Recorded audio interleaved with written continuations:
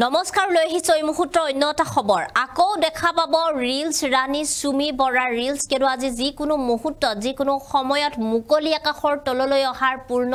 সম্ভাৱনা আছে এতিয়া ট্ৰেডিং কুইন সুমি বৰাৰ আৰু ইতিমধ্যে কালি গুৱাহাটী উচ্চ ন্যায়ালয়ৰ তৰফৰ পৰা জামিন লাভ কৰিছে আৰু ট্ৰেডিং কেলেংকাৰীৰ আটাইকেইটা গোচৰতে জামিন লাভ কৰিছে সুমি বৰাই আৰু ইয়াৰ পূৰ্বে সুমি বৰাৰ স্বামী তাৰ্কিক বৰা আৰু পাতিলোৱা ভায়েক বিশাল ফুকনেও লাভ কৰিছিলে জামিন জনাইছো এই মুহূৰ্তত সবিশেষ আমি জনাইছো এই মুহূৰ্তত এটা ডাঙৰ খবৰ আজি মুকলি আকাশৰ তললৈ অহাৰ সম্ভাৱনা আছে ট্ৰেডিং কুইন সুমি বৰাৰ সকলো প্ৰক্ৰিয়া সমাপ্ত হোৱাৰ পিছত যিকোনো মুহূৰ্তত মুকলি আকাশৰ তললৈ আহিব পাৰে সুমি বৰা 8 মাহৰ কাৰাবন্দীত্বৰ অৱসান ঘটিব সুমি বৰাৰ কিয়নো বিগত 8টা মাহে জেলত থাকিবলগীয়া হৈছিল সুমি বৰা কালি গুৱাহাটী উচ্চ ন্যায়ালয়ে প্ৰদান কৰে জামিন সুমি বৰাক আৰু ইয়াৰ পিছতে সুমি বৰাৰ মুকলি আকাশৰ তললৈ অহাৰ পথ হৈছে প্ৰশস্ত বৰবৰুৱা থানাৰ গোচৰত জামিন লাভ কৰিছে সুমি বৰা অন্তিমটো গোচৰ আছিল বৰবৰুৱা থানাৰ আৰু সেই গোচৰতো ইতিমধ্যে জামিন লাভ কৰিছে সুমি বৰাই আৰু ইয়াৰ পিছতে আজিৰ দিনটো যিকোনো সময়ত সুমি বৰা মুকলি আকাশৰ তললৈ অহাৰ পথ এতিয়া সম্ভাৱনা যথেষ্ট পৰিমাণে বেছি হৈ পৰিছে কিয়নো বিগত 8টা মাহে ট্ৰেডিংৰ সৈতে জড়িত হৈ সুমি বৰাই যি কেলেংকাৰী সংঘটিত কৰিছিলে বিভিন্ন অসমীয়া ছবি জগতৰ পৰা ব্যৱসায়িক জগতৰ পৰা আৰম্ভ কৰি বিভিন্ন ব্যক্তিসকলক ট্ৰেডিংৰ সৈতে যি জড়িত কৰাইছিলে ইয়াৰ পিছতে সুমি বৰাৰ বিৰুদ্ধে সিবিআই তৰফৰ পৰা বিভিন্ন ধৰণে তেওঁৰ বিৰুদ্ধে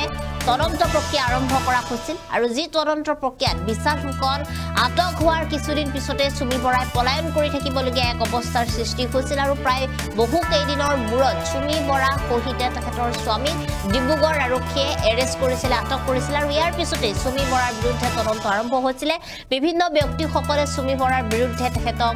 গোচৰ ৰুজু কৰা দেখিবলৈ পোৱা গৈছিল যিসমূহ গোচৰত সুমি বৰা বিগত 8টা মাহে তেখেতে জেলৰ ভিতৰত বন্দী হৈ থাকিবলগীয়া হৈছিল তাৰ মাজতে ডিব্ৰুগড়ৰ কেন্দ্ৰীয় কাৰাগাৰৰ পৰা গুৱাহাটী কেন্দ্ৰীয় কাৰাগাৰলৈ তেখেতক অনানিয়াও কৰা হৈছিল ইয়াৰ মাজতে সুমি বৰাক লৈ বিভিন্ন ধৰণৰ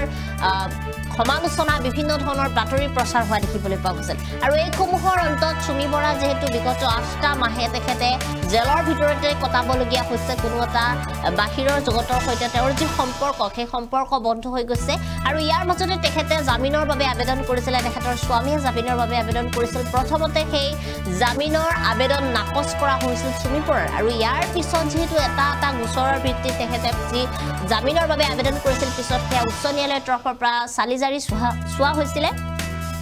আৰু ইয়াৰ পিছত ডিব্ৰুগড়ত তেওঁৰ বিৰুদ্ধে যিসমূহ গোচৰ ৰুজু কৰা হৈছিল সেইসমূহ গোচৰত প্ৰথমে তেওঁ জামিন লাভ কৰিছিল আৰু ইয়াৰ পিছতে কালিৰ দিনটোত পুনৰ তেওঁ বৰবৰুৱা থানাৰ যি গোচৰ আছিল অন্তিম গোচৰ সেই অন্তিম গোচৰত তেখেতে কালিৰ দিনটোত জামিন লাভ কৰিছে গুৱাহাটী উচ্চ ন্যায়ালয়ৰ তৰফৰ পৰা জামিন লাভ কৰা হৈছে ইয়াৰ পূৰ্বে একেটা গোচৰতে জামিন লাভ কৰিছিল বিশাল আৰু তাৰ্কিক বৰাই আৰু বিশাল আৰু তাৰ্কিক বৰা ইতিমধ্যে মুকলি আকাশৰ তললৈ আহিছে আৰু ইয়াৰ পিছতে তেওঁলোকৰ পিছে পিছে এতিয়া সুমি বৰায়ো আজিৰ দিনটোত মুকলি আকাশৰ তললৈ অহাৰ আছে সম্ভাৱনা আৰু সুমি বৰা মুকলি আকাশৰ তললৈ অহাৰ পিছতে পুনৰ দেখিবলৈ পাব সুমি বৰাৰ ৰিলছ কিয়নো ইতিমধ্যে ৰিলছ ৰাণী হিচাপে যেহেতু সুমি বৰা সকলোৰে মাজত পৰিচিত আৰু 8টা মাহৰ যি কাৰাবন্দীত্ব জেলৰ ভিতৰত যি কটাবলগীয়া হৈছিল সুমি বৰা ইয়াৰ পিছতে